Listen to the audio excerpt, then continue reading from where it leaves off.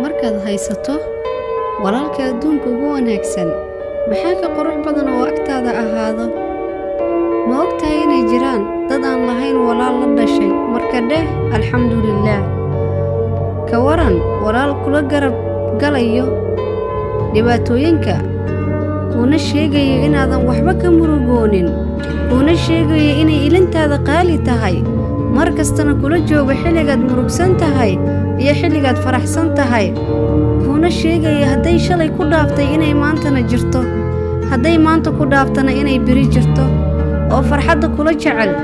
ee dhibaysa murugadaada maxaa ka qurux badan inuu agtaada joogo walaalkaasi camal oo haddana ku dhegaysanayo una socdo inuu mar walba adiga kaa farxiyo uusan jeclayn adiga inaad murugooto haddii walaalkaas aad haysato xaq uma lihid inaad murugooto adiga